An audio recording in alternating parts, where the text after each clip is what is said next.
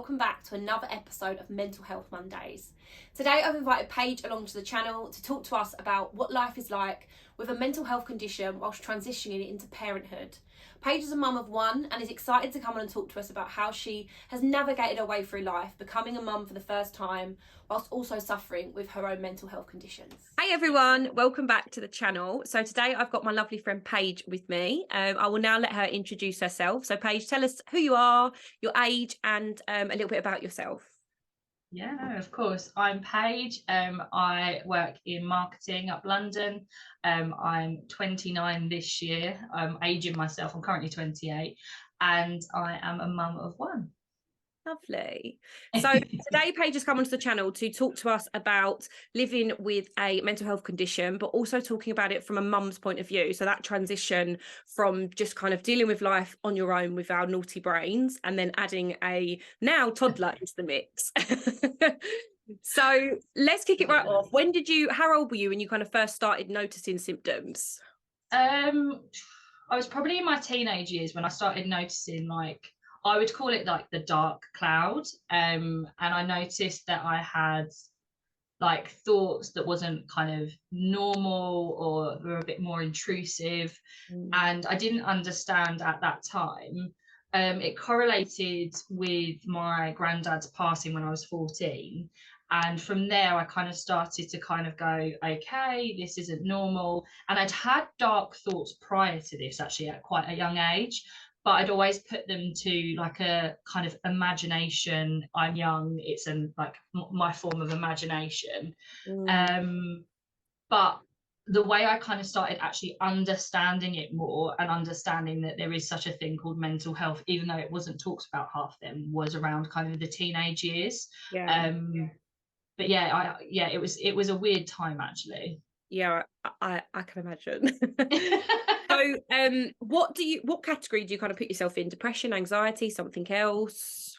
I reckon I have suffered with depression many times. But as we were saying, but like prior, I refused to go to the doctor about it, which is quite a bad thing on my part. I know I definitely suffer with anxiety, intrusive thoughts, overthinking continuously. I'm naturally a worrier, and I like joke, my friends call me Paige the planner, and if I don't have a plan and it doesn't go well, my brain kind of spirals out of control. So I wouldn't say I've kind of clinically been diagnosed, but I know that I have the symptoms. They are within my family, so I know that kind of the things that I should be expected. But yeah, I would say probably I've suffered with depression, anxiety, the overthinking, the intrusive thoughts. They're probably like the main things that I probably suffer with the day to day. So you said that people in your family also suffer. Is anyone in your family like clinically diagnosed or? Yeah, so a few people across like all of the breadth of my family, both sides have been clinically like either depressed. There's been some kind of very significant mental health issues within certain sides of the family. So I know that there was always a possibility for me to get it. But I think that's probably where it probably comes into it, where I'm like, I don't really want to know that I've got it. I'd rather just keep going. And I prefer the therapy route to keep going, if that makes sense. Yeah, no, I get that. I do a combination of therapy, obviously fellowship and medication. But obviously, like as life changes, medication might not be something that I can always have. Obviously, like when I start trying for a family, I may not even be able to have medication. So, but I think therapy helps you retrain your brain, doesn't it? So yeah. I think for me, I was told that medication is a bit like a cast, like you put it on as to get your brain ready to be able to then start physical therapy, which obviously is like therapy. And I don't disagree at all with like medication at all, but I feel like it's given nowadays so willy-nilly to everyone. It is, and I've watched people take the medication and become numb. And I think that's where, like, for me personally, I'd rather feel those dark moments and try to use my therapy tactics. Don't get me wrong, I have to have Michael, my husband, and a very supportive partner to help me get out of those. And if I didn't have him, I probably would be on the tablets. Does that make sense? Yeah, I get it. Because he's the one that I'm like, right, I think I'm going into it. and he's like, right, let's go out, let's go to nature, let's do this, like you're not this, you're not that. And like there's so many different things that you forget about that you should be doing, and hope, and you ask him to help you with that. Yeah, I think it's very hard for us to like look after ourselves, do you know what I mean? Because it's very easy to like deflect and just talk about everyone else's problems rather than our own. I mean, before I was on medication, like I was first put on medication when I was 14 and I didn't like it, so I came off it, literally just came off it, you know, all the things you're not meant to do. And ever since then I've been very anti-medication, because I was like, I should be able to manage life on my own. And it wasn't until I had my breakdown that they were like, just give it a go. And I was like, okay. But that and that's where I say that I'm not anti it at all. Yeah. Because if you need it, you must have it. Yeah. And if I'm honest, like there's probably times where I should have blooming had it. Like I should have. Like I remember being so dark, and I probably should have been put on tablets to relieve that dark cloud. But at the same time, I was so stuck in my own ways and stubborn about it, having watched family members and stuff go through stuff. I was like, no, I don't want to be numb. I'd rather feel this whole dark cloud than not feel it at all. Yeah. And it's so bad to have that mindset due to what you've witnessed as a human. Yeah, no, I completely get that. So are there situations that you find kind of you really struggle with or trigger you to kind of go into that dark cloud? Or is it just random? No, there are certain situations that really trigger me. I have a massive, so everyone thinks, so this to get to my triggers, so everyone thinks I'm an extrovert when I'm really not. I'm the most introverted extrovert going. I am an extrovert because I force myself into situations, but the introvert side of myself hates socializing on the nine times out of 10, and feels emotionally drained from it. Like I need like a whole week holiday from just one networking event or at work or like one wedding. I need a whole day to recover or whatever. So people think, oh yeah, you're not got these problems, but being in presenting situations at work and being in situations where I feel like I'm being judgment is a massive trigger for me. Being accused of being a liar is a trigger for me due to my own past kind of childhood stuff. And I find humans actually trigger me a lot. Like I know that sounds really silly. Like, which is a really bad. It doesn't sound silly at all, because I completely get it. Like I find people so, like, I've had to be throughout my whole life pretty observant. Watching everyone's next move. But the older I get, and especially with social media, like it's so unpredictable. So I get triggered so easy because you can't always tell between the real and the fake. Does that make sense? So do you think a little bit of not being in control that triggers you? Oh yeah. A little bit. All of them together. Yeah, all of them together. Yeah. Honestly, massive control freak. But I'm a control freak to the level of I don't need to be doing everything. I just need to know everything. So I can get myself, when people talk about conspiracy theories and all of that, this sounds really bizarre. I can get myself down a rabbit hole because in my mind, I'm like, oh my God, we can't control our life.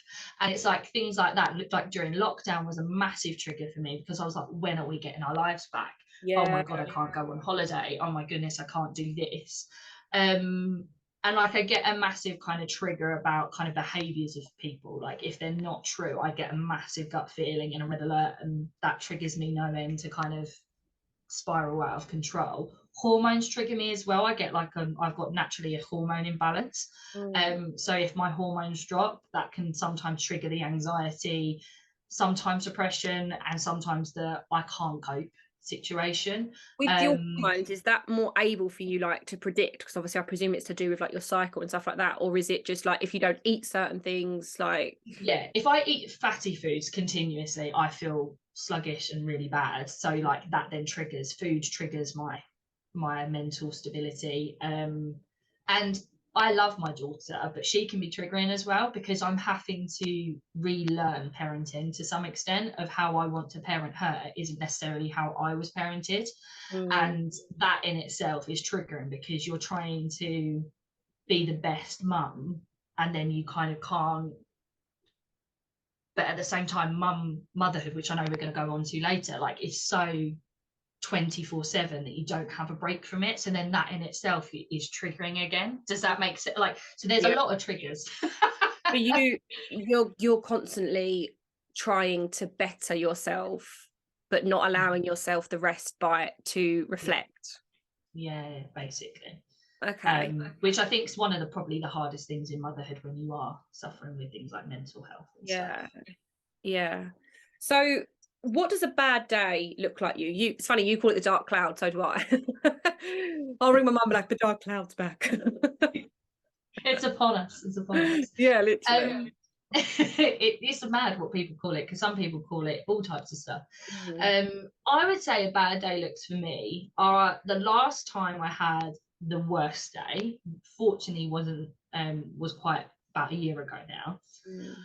I couldn't get out of bed, and I'd even had Lila at this point. I couldn't get out of bed. I was stuck. I felt numb. I couldn't move. And I was just nothingness. Like Lila was doing the cutest things and I couldn't respond to her. And I remember saying to Michael, what's wrong with me? Like, why do I not want to be anywhere or anything? And at that point it was related to my hormones, the trigger to that. I was breastfeeding at the time and I knew that I needed to stop soon because it was messing with my hormones. And I do think it was my point of postnatal depression, if I'm honest. But it does, because postnatal depression can come at different points. And I had about a month and a half to 2 months solid of that. But I had a week of where I couldn't do anything. But the rest of the time, I was forcing myself to do it and going. And Michael was like calling me, "Are you up? Are you awake? Are you out of bed?" And so, like, that was probably the worst time that I had it. And this was about this time last year.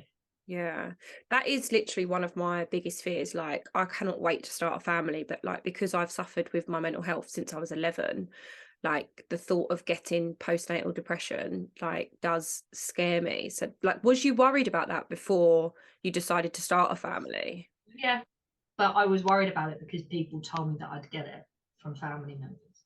Oh, okay. So I was worried, not because I thought I was going to get it, because I was being told I was going to get it.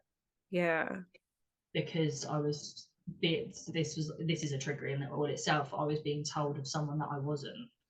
And that's where I kind of sat there and I was like, shit, excuse my language, but like, if I'm going to get this postnatal depression, I need to do something about it. So that's when I called up and I said to my midwife. So it was all around the time, basically, long story short, it was around the time that something happened with my family.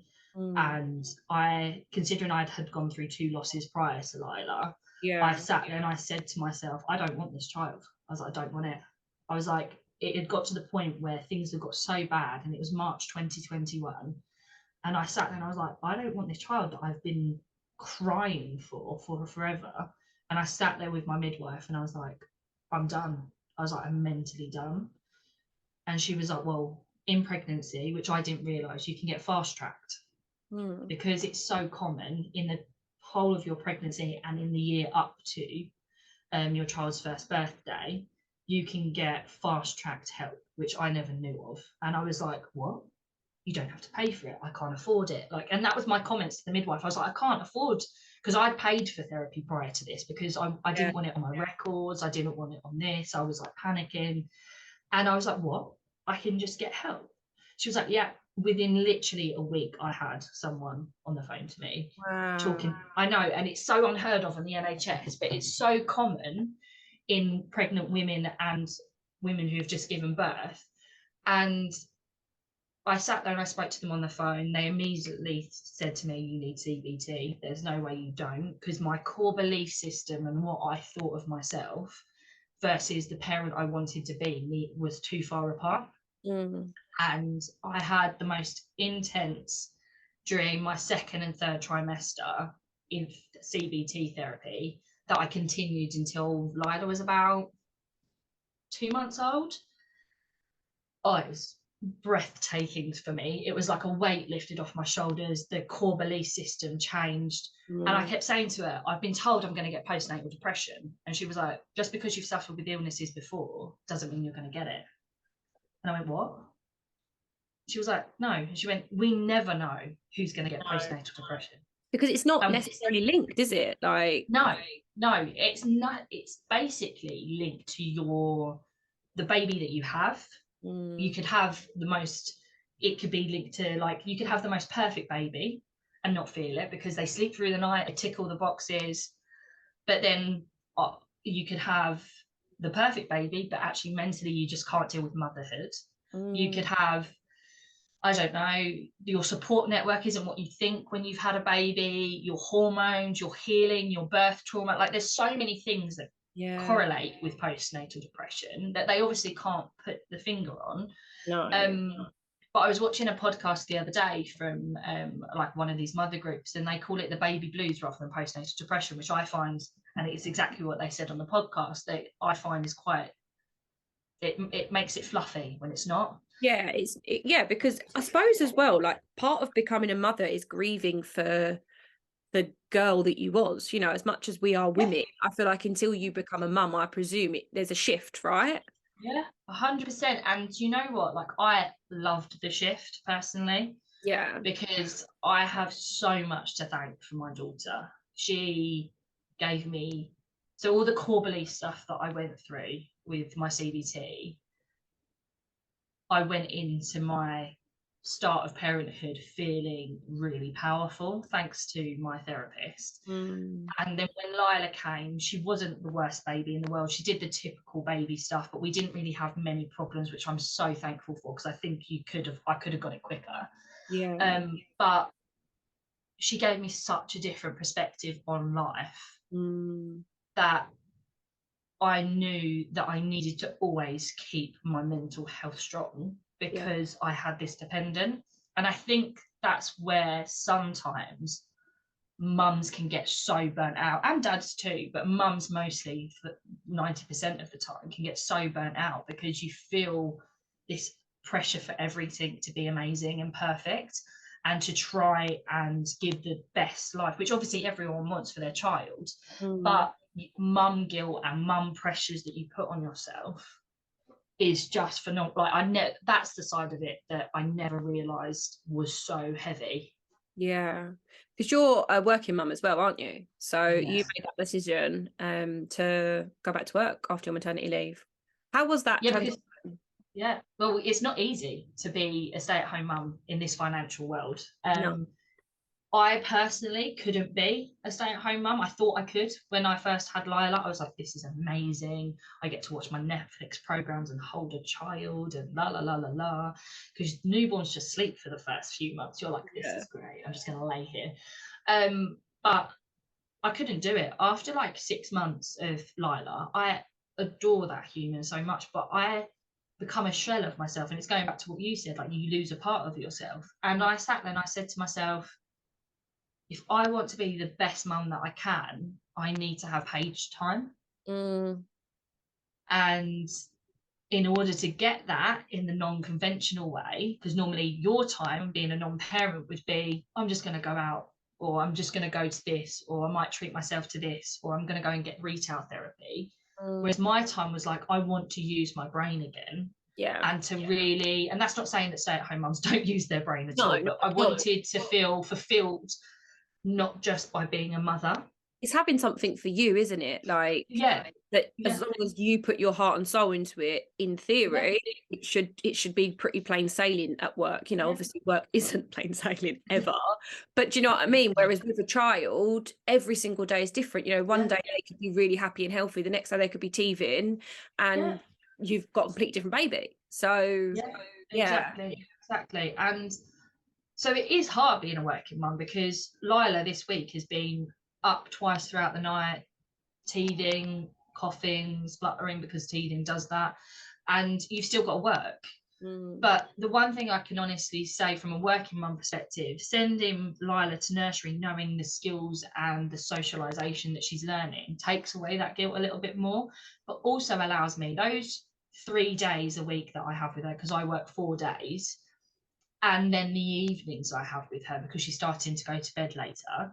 I work from home pretty much like half of the time, so I get majority, so 5 days a week I see her completely, not for the whole day, of course. And so COVID has helped with one thing, because it's allowed that work-life balance to be so much better, especially if you work for good firms.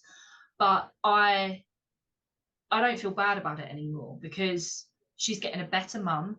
She's not getting a burnt out mum to the extent of I'm burnt out because I've had to deal with a child all day. She's getting a mum that's had hot coffee, had some nice lunch, socialised with work colleagues, been on the train, read a book. Like, she's got this mum that's been able to have so much her time that my phone's away. Well, Lila and I have one-to-one. We sit there playing games. We sit there going Costa coffee dates now, and all the things that I didn't actually do prior to being a working mum. Yeah, I suppose as well, like, you, as bad as it sounds, because I'm sure you always miss your child, but like it gives you that, absence makes the heart grow fonder and all of that. Like, even in relationships, like if you spend time with your partner, you end up resenting them a little bit, and it's not because you don't love them, but you just, as humans, we need to have that space no matter what, even if it's and just that's what and that's why I take my hat off to stay-at-home mums, because I couldn't do it. I don't know how they do it. No. But then at the same time, the life I want to give from a financial perspective, I've got to work. I haven't got the luxury of having a partner that earns X amount of money. Michael works so hard, but he can't be the only breadwinner in a way. And I know that the life I want, the house, the holidays, the this and that, which I haven't been able to have for the last few years due to working at a firm that's underpaid, then mat leave happens, and then lack of promotions due to being pregnant. That's a whole different ball game. But I know that where I'm at now is where I need to be.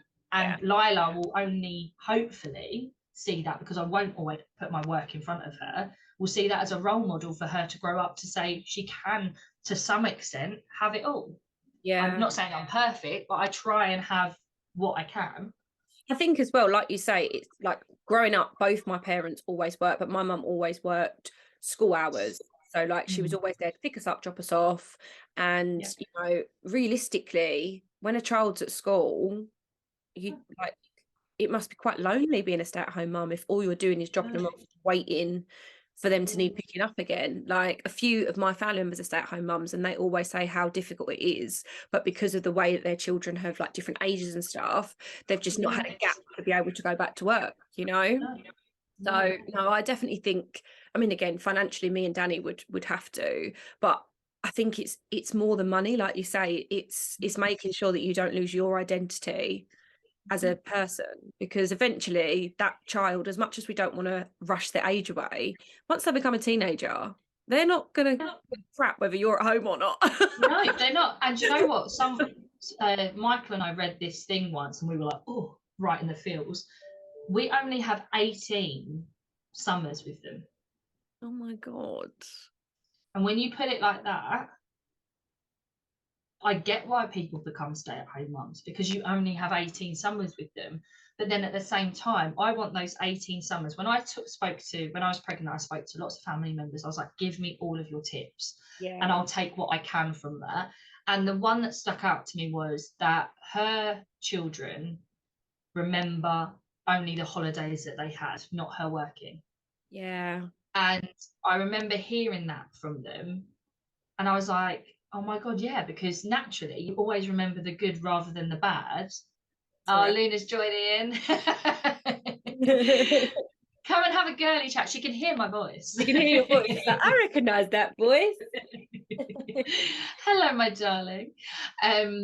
But yeah, so when they said that, and like a couple of people said that, like, I worked my backside off throughout my whole children's life, but they always made sure that they took a summer holiday of 2-3 weeks. Yeah. And the 2-3 weeks are what the kids remember, because like you say, most of the time they're at school otherwise, and the other gaps in between are little short breaks that they'll go to summer camp, or they'll go to this camp or that camp and stuff like that. So I do think it is what you make of it and how you bring your child up, and as long as you don't sacrifice the nativities, the shows, and sorry, mum's working again, and that type of stuff, and find that balance. Which, to be fair, I don't know how people did pre-COVID. Right. I think the working world has changed so much in parents' favour now. Oh, 100%. Prove that you don't need to be at the office 24/7 to do work, you know. Yeah. I think there's a massive element of going in and socializing, and sometimes it is easier to be in a face-to-face work environment, especially if you do like project work and you need like quick spitball ideas. But you know, the power of modern technology, like you can WhatsApp group chat and have multiple people answering instantly, you know. It's definitely worked in our favour. I don't know how I would have done it prior to the pandemic. I think it's also a little bit of us as humans and parents and just people taking a stand and saying no, because there are a lot of firms that have gone back to full-time in the office, and from that they've lost people because people they don't want that, you know. They've got that work-life balance and they're not willing to give it up. And it's also taking your life back. Like, I love my job, and that sounds weird for a lot of people to say, but I really do enjoy my job. I enjoy the people I work with, but I don't live to work. I work to live. It's just a perk and a benefit for me that I do enjoy my job, because then I don't feel like I'm always at work. But I think as well, the fact that your job works for your lifestyle, that probably makes you enjoy it more. Do you know? 100%. Whereas before, if I'm honest, when I've worked at previous companies, it was the company does make it, and I didn't enjoy it. And I was like, oh, I've chosen the wrong career and I've chosen the wrong industry. And actually, it's just you've chosen the wrong firm. And then once you find that firm, you're like, oh my God, where have you been all my life? Okay, so we've got about 10 minutes left. So I'm going to run through a little bit. No, it's fine. We spoke about obviously your bad days, but what do you find helps you keep calm or clear-headed? So keep calm and clear-headed. I would say eating well, drinking a lot of water, which I know is like a really weird thing to say, but it does help me. I think being with nature, like being out into like a really slow environment. I can't deal with a fast-paced life. So even though lockdown, for example, I said was bad from a control perspective, how my life slowed down, I've never been mentally so much better. Yeah.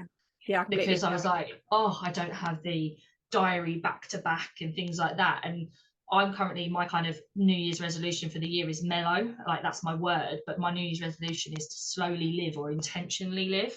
So I'm not kind of back to back in the diary and stuff like that, because that helps me with my mental health and it allows me to just be and just enjoy time.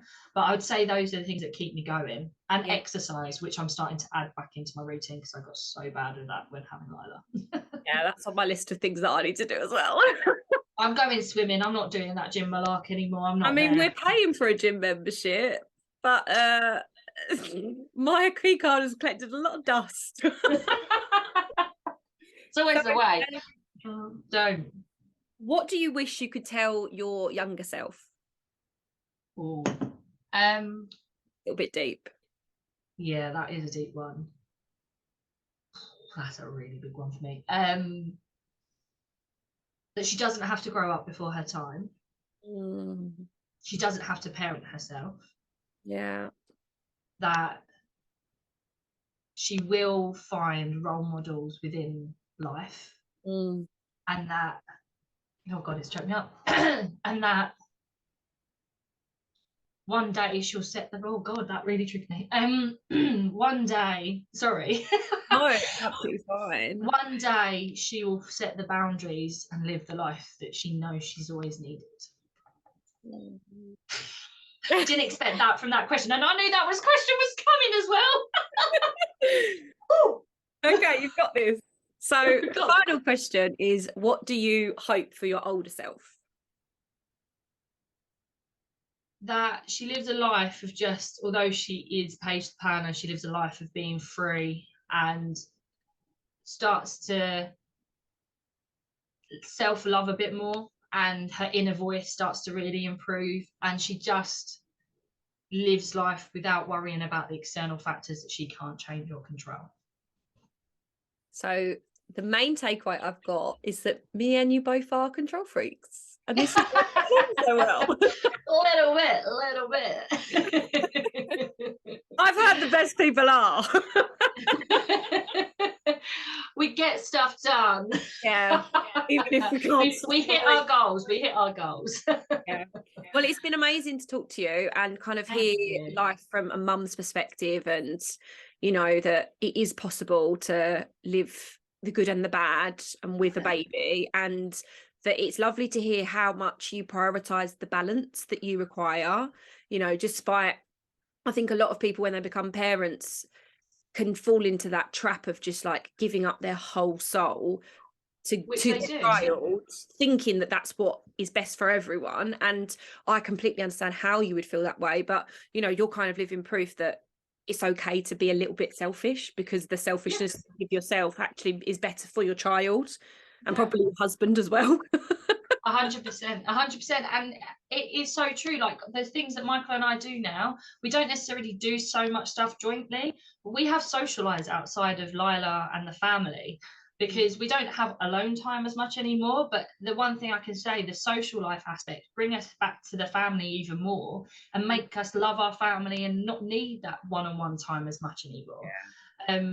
And you also start to, one thing I didn't say about motherhood, you do start to kind of realize who you should surround yourself with and who's important as well. And that's the one thing that I have loved about parenthood. Yeah, I suppose because like I talk about this with my therapist a lot, like it's so much easier doing positive things for other people than it is just doing it for yourself. So when you've got a child, I suppose it's almost like, oh, I'm doing this for her, even though it benefits you. Exactly. And you tell yourself that, and like toxic people around you, you go, no. I'm doing it for her, even though you could never do it for yourself. So yeah, I think the one thing I would say about parenthood to people with mental health is don't be scared of it. Yeah, it could be the most life-changing and the most positive impact that you have. Just set your boundaries from the get-go to allow yourself freedom as well as parenthood time as well, because that once you get the balance, it's much better. Amazing. Well, thank you so much for coming on the channel, and thank you so much for being honest. I'm sorry that we made you cry a little bit. Don't be silly. I wasn't expecting that, I'm not gonna lie. Well, it probably is just a sign of how much you've grown, you know, when you think of them teenage years and now you're a mum and you're, you know, doing it for Lila but doing it for you too, you know. So you should be very proud of yourself. I am. Thank you. Oh, thank you. Well, thank you for having me on. I've really enjoyed it. Perfect. Well, I will speak to you soon. Take care. See you later. Bye. Thank you so much, Paige. That was brilliant. I'm really glad that we got Paige onto the channel so that you guys could see that being a parent and having a mental health condition is totally possible. It's really definitely taken away some of that fear for me as well. So I hope you liked this video, and if you have, please don't forget to hit that like button and also subscribe so you never miss an upload. And I will see you soon for another lesson.